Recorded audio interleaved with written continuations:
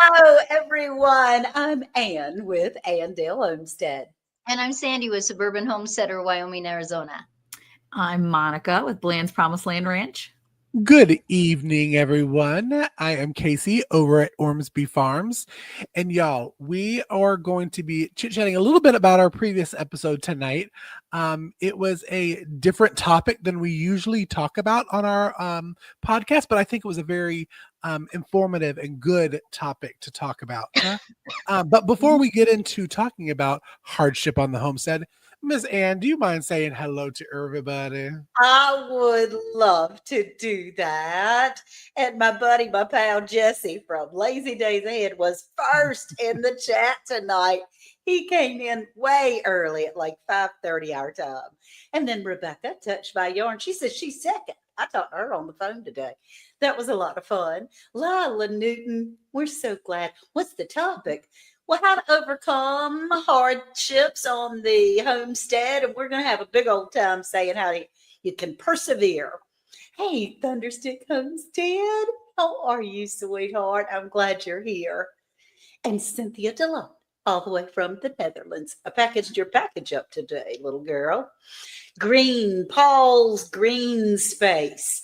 We are all addicted to green space, right? We love you being here, Paul. Thank you. Hello, Scotty, Lone Cross Scotty. And he says he's second. I don't know. He might have to wrestle Rebecca for that title. Some arm wrestling going on. Arm wrestle. Hey, Broke Cowgirl. I'm so glad you're here. It's so fun at night. I'm not on at night very often. Hey, Tony Oliver. Welcome in. Welcome here. We're glad to have you. Nikki Hayes, how's that baby of yours? I bet she's precious. Thank you for being here, everyone. We're so tickled to have you all. Thank you. So, what we're talking about today are, as Casey had said, if you're on a homestead or if you have a garden and chickens and 1 acre like I do, which I call myself a homestead, or quarter acre like Sandy does, she can still have a homestead on that. Then what we do is, good, Nikki, I'm glad she's good, is we overcome, right? We overcome challenges. I personally had some challenges in my garden. A number of times we had challenges. And it was wonderful. Hey, Miss Shirley. And Rudy's going to keep us up on the time. I'm so glad you're here, Rudy. Thank you. But as far as hardships, I had someone tell me the other day, y'all talk about homesteading and all those things. It was just the way that we lived before. It wasn't called a name. It was called surviving. So what do you think about that, Monica? Do you think that it's just about surviving? Absolutely. I think it really is. I mean, I think I remember when we used to go visit my my great grandmother when I was a kid in Ohio. And I used to be so enamored with my aunts, my great aunt, who would grow all these vegetables and do all these things. And it was just the way she lived. It wasn't anything special. That's right. Wasn't being a homesteader. It's such a niche now, or whatever you want to call it. It's a thing that people do. And it really is just a way of life. It's just the way you live. And you take the highs and the lows, and it's just the ebb and flow of life. Whether you're, having a great day or a really terrible one, you're going to have them, whether you're on the homestead or whether you're just at your home. There's always a tomorrow. That's right. There is. So yeah, no, I think it really is just a way of life for so many people. And we just put a name to it now. I think that's with a lot of things nowadays, though. 2024 has a lot of labels that are coming into play. And the 2020s, I will say, let's just say the last 4 years, there's a lot of labels on things that we just didn't label before. And it's not necessarily a bad thing. It's just that we didn't have a name for it. Right. It was just the way we lived. And sometimes labels are, ugh, but for the most part, it helps us to identify with other people and to build that community and camaraderie. So yeah, I mean, it's just the way it is. Right. That's right. And Sandy, you and I come very much from the same generation. And it was just survival then at the time, right? And are you saying we're old? Is that what you're trying to tell everybody in the chat? Experience where she was. More experienced is Experience. a seasoned, I think is what they call Season. it. We love a good seasoning. Yeah, seasoned homesteader. That's Yeah. right. Well, I think it's if you're a homesteader, you live in town, you live wherever you live, it's things will happen. That's just the facts of life. So I think you if you have a good perspective, what can I learn in a situation? Okay. Just say we lost an animal. Now what can I learn? Was Right. there something that I could have prevented so this never happens again? So you don't have, not to say that you don't grieve when you lose an animal, because you will, it will surprise you actually. But I think it's all in the perspective. It's not, life is not a secret tip that we can tell you that, okay, if you do this, nothing, you can build that wall around you and nothing's going to affect you. That's not life. That's right. So I think if you take wisdom from people take wisdom from people from history, look at Ireland and the potato famine. They chose eventually to only have one kind of potato.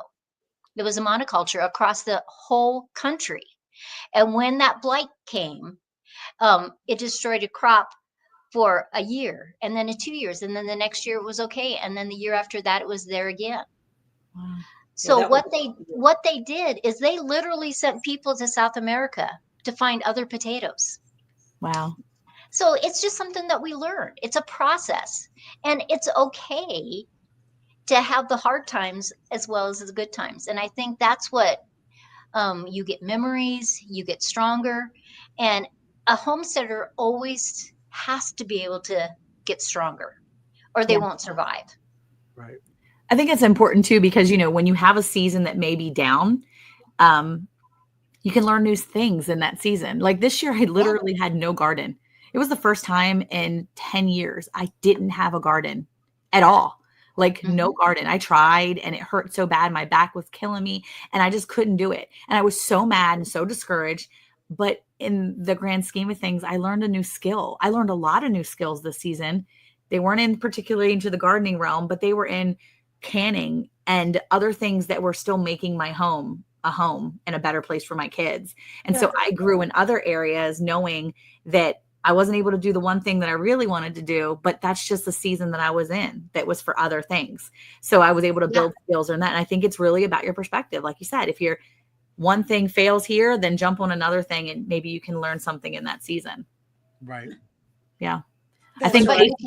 Casey had the hardship with lettuce years ago. Well, I'm still having failure on lettuce. I mean, that's one of those Irish potato kind of things year after year. But I think it's not even, I think we talked about it on the podcast, it's not even a loss of an animal or a loss of a person. It could be loss of a crop that you're kind of learning. It could be loss of a job that is your revenue of finances that pay for groceries. Right. Something always happen. It's how you respond to that issue that happened is what's going to make you a better person and a better homesteader. And I think there was a comment, if I can find it back there, that, let's see, technically we're not homesteaders because homesteaders were those that claimed land and had to raise crops to make a profit for 5 years. Well, Gwen, actually, that is kind of like me too. I just hate making the profits, girl. But no, yes. What are the other ones? Oh, the hobby farm. All these niche names that came out. Yeah, these cool Really, little around what 2020 is when it really got popular on YouTube and Instagram. The word homesteading or hobby farm. when everybody was stuck at home. That's right. Yes, and had to learn what to do. But yeah, I think everything that we've talked about, it's how you respond to that situation to grow in the future and to learn, because you're always going to have issues. There's not one homestead that is perfect and never has any issues and grows every single plant that they want, and all of their birds live for 400 years. And I mean, it just doesn't happen that way. And I always say homesteading is not for the faint of heart anyways. So as long as you can get a little tough skin and dirt under your nails, you'll be fine. That's Life right. will go on. And we talk at Paul's Green Space says homegrown produce is so much better than anything you can buy from the shops. Oh, And absolutely. I believe biodiversity is the key in the garden. And we talk a lot about that as far as the different weather, the soil, the birds, all those kinds of things. And Black's Tropical Homestead, a homesteader is someone who lives on a homestead, usually in a rural area, and lives frugally or self-sufficiently. Yeah. And so, yeah, we're working on being self-sufficient.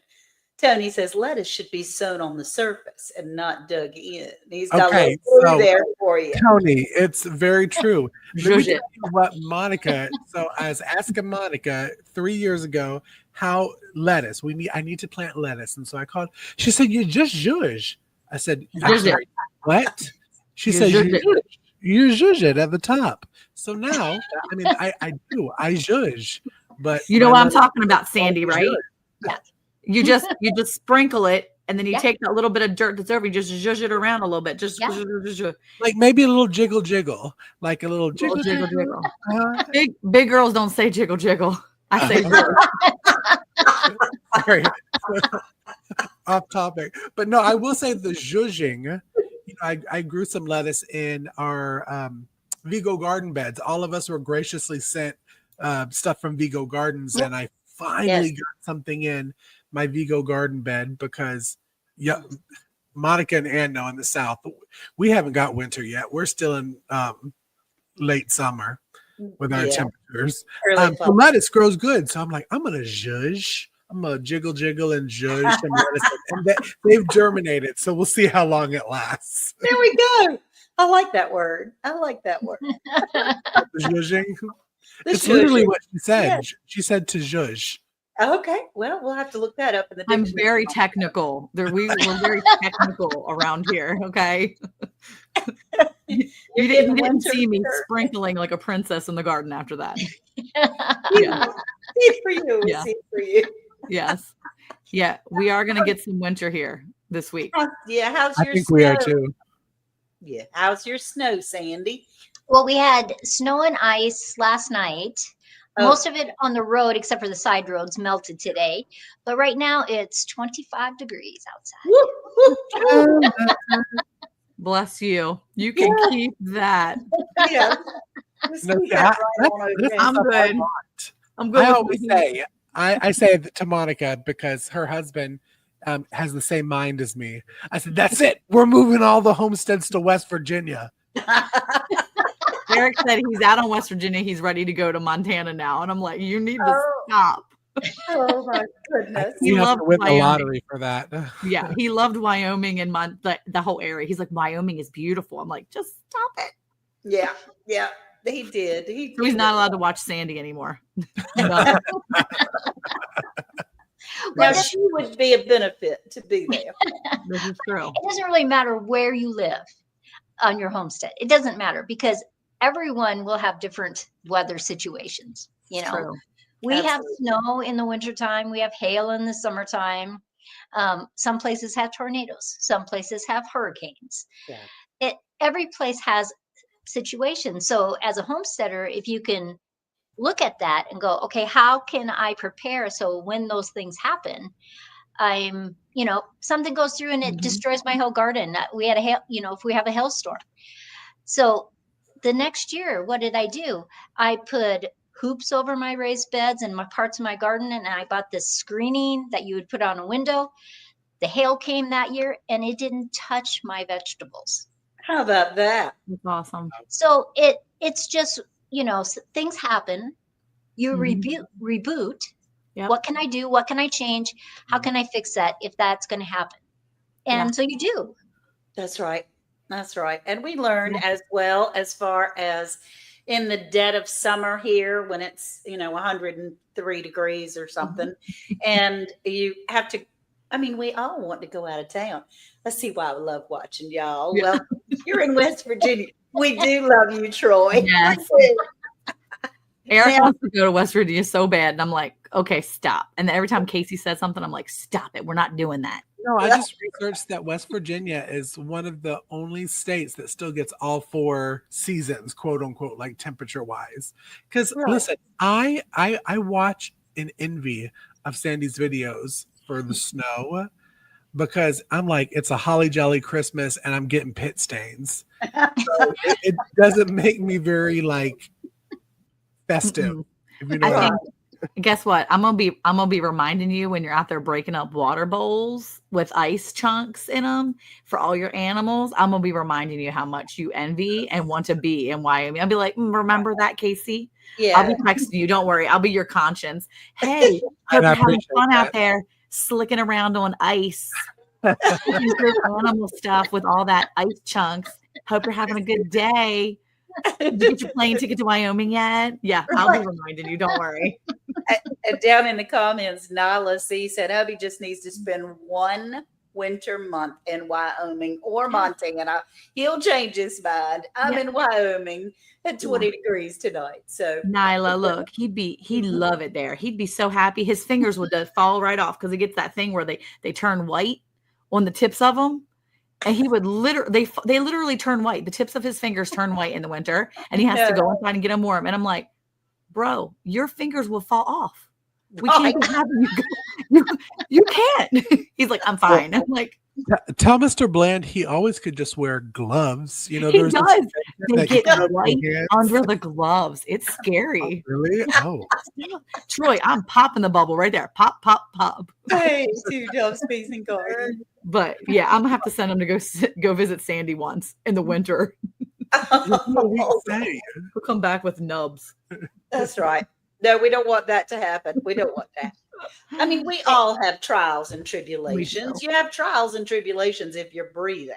It Mhm. doesn't necessarily mean you're going to have it. But what I feel like when you're around like minded people, when bad things happen, and they do, it Mhm. helps us appreciate the good times. Absolutely. But what happens is we dissect it, or we try to take it, as Sandy said before, out of the box and Yep. try to break it down and say, what can I do differently next year? How can I do this? Where do I need to ask questions for knowledge, to seek other people's knowledge? What can I do to make things better for next time? Because Yeah. there may be a next time the next day, but it's important to remember that as far as I'm concerned. Agreed. And don't you, when you're a homesteader, or you consider yourself a farmer or a rancher, however you place that thing on your head, whatever you decide you want to be called. The thing about people like us is when something happens to our neighbors, we are right there. Absolutely. You know, uh, I think sometimes in a big city, you don't even know your neighbors. So you don't know what's happening in their lives. But the community where you live, if you surround yourself with that group, maybe your garden gets destroyed, but here they are bringing some of their produce, some of the things they've canned. That's right. And it's an amazing thing to watch, It you is. know, It to be really part is. of. Yeah. I remember once when I first started in YouTube, was bragging on my neighbors how they had shared this or that with me. And I said that it's an art still now to be able to know your neighbors and have a relationship with the people that are close around you. And it was amazing of the response of so many people that had watched that don't know who their next door neighbors are, or who their community is, as far as anyone that's on their street. We live in almost a cul-de-sac. It's like a loop. And I know pretty much everybody that's on the loop, which is great. But it is something that's important in our mindsets to be able to reach out, to come in and help each other. Yeah. Well, like Monica, her boys go over to the neighbors and help with the animals. You Yes. know, it, if you were in a community, if you wanted to go on vacation or you had an emergency that you had to go to another state, your neighbors would come and do your animals. They'd water your gardens. And that is a fabulous thing to have in a crazy world that surrounds us. That's Yep. right. We are stronger together. It's true. Do you Yeah. know how many times I've had a cow get out and had my neighbors come help? They see an animal in the street, or when you're driving down the road and you see a goat in the road and you're like, I think that's such and such's animal. I need to give him a call. I have called my corner neighbor down the end of the street so many times. Hey, just so you know, your goats are out. He's like, oh, thanks a lot. I appreciate it. I'll go get them. I mean, it's not a call you love to have, but that could be a big Yeah. deal, especially when you're talking about if it's cattle, you're talking about thousands of dollars sometimes. And other when you're Absolutely. talking about goats, that's part of their livelihood. So, an animal, you could lose an animal so quickly. And yeah, it's good to have that community ready to kind of help you so that you don't have that loss sometimes. Right. But even in our communities, as far as face to face, when I was faced with one of my girls, one of my chickens were dying, and I reached out to Monica. I'm in North Carolina, she's in Texas, but I was still able to say, "Oh my gosh, this is what's happened. What can I do?" And so what we have done in our community here is to build a neighborhood, to build a friendship, to build an environment where we can ask each other. And that's pretty awesome. Yeah. Yeah. Yeah. So I think it's important. Oh, Sorry, absolutely. Brownie needed to get up on the couch again. He Well, I couldn't think it's decide important. what he's doing. I think it's important too because it's not always about losing animals or losing crops, but like you said too, losing a job. That's a hard thing. If you're losing a loss of income and you're really struggling with that, that there's other people in the community. Sometimes reaching out to another person or somebody hears that you've lost their job. There's lots of other ways that you can maybe make money to fill it, or you never know. Contacting one other person might be that way to get you in another position. Maybe that's just where God has you so that he can open that door for you in an avenue you never expected to be there. So, yeah, I mean, any type of hardship, things that you're going through, when you have a community around you, it really does help for sure. It's nice to be around like-minded people. Yeah, it's just nice to have that community. Well, Truly. and I think it's good that you said like-minded people because it is. Because I mean, sometimes for I don't want to say a normal person, but a person that's not in the community, we can come off a little strange to Yeah, other a little people, bit. and to Yeah. have somebody that kind of gets you when you're doting about your 3 chickens, or you're talking about how much you love to hold the chicken and have a cocktail outside. That can seem weird to other people, but having a friend that's like, I get it. I did it last night. I was chilling with my chickens last night. It's good for your soul, I think, Mhm. Yeah, that you can stay positive while you're homesteading. Yeah. that's right. So, Casey, tell me, what do you do once the farmer's market closes? Because, I mean, you're a big farmer's market person Mhm. and you are quite successful with that. And then I know that you raised your turkeys and you sold those, but the farmer's markets are closed now. Is that right? No, we have a couple more. We have like 2 more. We have a Thanksgiving market and a Christmas one. But yeah, once the beginning of December hits, it's no market for about 3-4 months. Huh? Okay. And we talked about it on one of our previous podcasts of ways to make money on the homestead. After this live, you should go listen to that because it's a good episode. That's Um, right. we just kind of have to find ways. Now, I do have a big boy 9 to 5 off the homestead job. Oh So my I goodness. do have that that brings in money. That's good. It's trying to find ways that you can sell stuff online, like Andell's doing. Sell stuff at small little holiday markets, like Sandy's doing. Selling the meats, like Monica's doing. I mean, you just have to sit and say, okay, what does our homestead have that we can sell? I mean, January, February, those are the cold months. Do you have wood that you can cut down and turn into firewood and Right. dry and that kind of stuff? Figuring out those ways, I mean, that would help you kind of coast through a loss of a job or a loss of uh, if you didn't have a good garden year. So that's what we do. We try to figure out any ways. And sometimes I'm like, maybe I got to sell a couple of those wine glasses in the china cabinet to get Yeah, one of the lines, but it gets you through. that's Yeah. exactly right. That's exactly Uh, that. Go Now, ahead. Tony asked, because he lives across the pond, right? It must be 2 o'clock in the morning there. I don't know, Oh, goodness. maybe Thank midnight.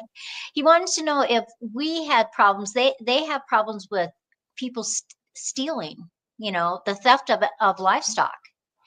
Now, Okay. around where I live, that's a rare thing, but I don't know if that's true around the country. Uh, I have not heard of livestock being stolen, but I can tell you there's a war out there in the water over fishing nets and crab pots. What? Ooh, wee, there's a war. Yes, ma'am. Yes, sir. I'm telling you what, they do. And so they're trying to get a handle on it. But yes, there are people that will go out in the middle of the night and clean out other people's crab pots or fish their nets.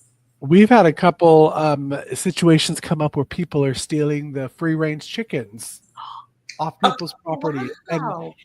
you think as a homesteader, you're like, oh, my free range chicken, maybe a hawk got it, whatever. And then you're driving to church and you look to the left and you're like, oh, that looks a lot like such and such. Yeah. And Thelma. That looks like Thelma sitting over there. that's why I don't let my girls out of my sight, because we got sticky fingers here. Oh, That's no. crazy. It is crazy. Well, see, I don't think it's a big deal down here. I don't know. I mean, I don't think people mess with Texans, but like I think it's a thing. You just don't. I think it's like literally in their contract. You don't mess with Texas. But that's one of the reasons why we do make sure we brand all of our cattle. And we've gotten a lot of flack for that. One of our videos, we actually show Yeah. Eric branding them. And this was like 3 years ago. So he was still a newbie at it, but we did it. And it's a hot iron brand. It is Yeah. an electric brand. He burns the fur and people get mad. They're like, you did it wrong. You did this. I'm like, look, this is the way our veterinarian told us. The veterinarian went to school. We confirmed that we're doing it the right way. They Right. all heal up. But we do that so that if something happens and they get off our property, people can't claim it, because they have left our property before, and Right. people will claim your animals. So I don't know about their thieving Yeah, them they necessarily, but if they get away, Yeah. They'll take them in. They'll take 'em exactly. So yeah. Down in Texas, are any of them putting those tattoos in their ears? So you can, I believe. We haven't done that, but I believe it's a thing that a lot of people are going to.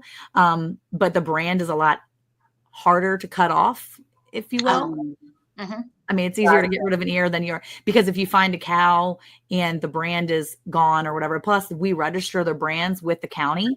And so like we live in a area. So we live within counties. So we actually have our brand registered in the counties wherever our animals are. So our county brand is registered. So if someone got our animal and then went outside of it and they tried to sell it at a market, it's already registered. So they'll see that brand come up during registration. So they would have to literally take it out of state. But Okay. I don't think it's a thing here, really. Not where I'm at and what I'm dealing with. So yeah, but that's wild that other people are dealing with it. Monica's basically saying you can try and come to their house. Huh? I mean, you can try. You can try. It may not end well. My cattle are bucket trained. They're super nice, but I don't think you're getting them. So Yeah, no, they're not going anywhere. They're stuck on the Blaine's promised land. That's for sure. I want to thank Jesse for dropping my website. I do have a new website, you guys, AdelHomestead.com. I'm so tickled. I mean, it's a work in progress. It's just a little bitty baby website, but I do have some products in there that I'm making from the homestead. As far as I don't make my own castor oil, but we do have calendula flowers that have been dried, and soaking them and cooking them, infusing them with castor oil has been a big help for me personally for my skin. So it's like a Neosporin that doesn't have all the junk in it. It's just the good part, just the good part. That's And- exciting. Yeah. Yes, so thank you for putting that in there. That's why Jesse's popping all over everybody's channel. it. And Nyla says during hunting season, ranchers lost cattle and sheep. There were signs posted that it was illegal to shoot their cattle, and it just jumped cattle or sheep. Well, yeah, it should be illegal to shoot their cattle or sheep, for goodness sake. I was about to say them fighting words. Yes, yes. So it's been about 30 minutes, you guys. Yeah. And That was fast. It It was was. very fast. It was a lot of fun. And what we really wanted to bring to you tonight, go and listen to the podcast Yeah. of homesteaders and overcoming hardships on the Mhm. homestead. It does have a lot of wonderful information in it. We do have it on Round the Hay Bale. And if you go over to Round the Hay Bale, y'all, I was unsubscribed from Round the Hay Bale. What? That tricky YouTube. I looked up and I went, wait a minute, that's great. Dark and what in the world? That's crazy. So please check your subscriptions for Round the Hay Bale. When we get up to 500 subscribers, we're going to have a big old giveaway.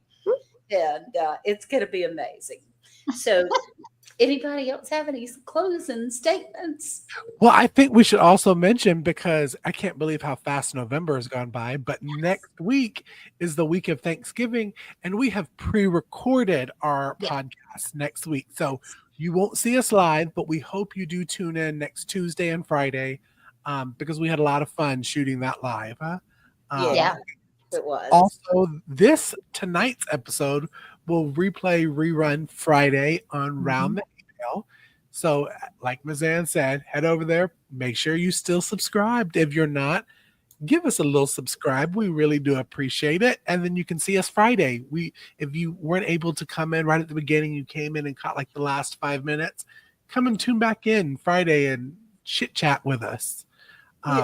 Yes, I just want to say, I know I speak for all of us when we say we thank everyone so much who comes in week after week. Yeah. And we hope that y'all have a wonderful Thanksgiving. And the reason we pre-recorded is because we would like to spend some family time with our families, and we hope you do as well. So That's right. till December, we'll see everybody in December, which is just. But we will see everyone in December on our next live, December 3rd, I think it is. 3rd, yes. Y'all say happy birthday to my son on November 28th, which is Thanksgiving Day. He's West, will be 40 years old. What? Woohoo! Happy birthday! Yes. Yes. So, Your boy Today will be is my 40. granddaughter's birthday. She's 6. Oh, what's her name? Nisa. Happy Nisa. birthday, Nisa. happy birthday, Lisa. That's November's the birthday month. Okay, so Abigail will be 20. Her big 20, no more teenager, on the 29th. The day after your son turns 40, my girl, my only lonely girl, turns 20. Yay. Wow. That's So, a big deal. Yeah. Yeah. Tony's birthday is December 5th. Oh, I always tell him happy birthday on his birthday. Oh, that's so Very cool. sweet. Happy. Oh, we got 39 on the 22nd. Oh my gosh. Awesome. Look at all these November ones. That's Mike. Yeah. I'm telling you. We do. We have lots of November. Oh, that's cool. Well, thank you all so much for being here. I just had to scoop that in there. Not that he listens to his mother, but Well, he has to listen now. he's got to listen now because I'll tell him there's a surprise in there for him. We appreciate you all. Thank you so much for being here. Bye, everybody. Bye, everyone. Bye bye.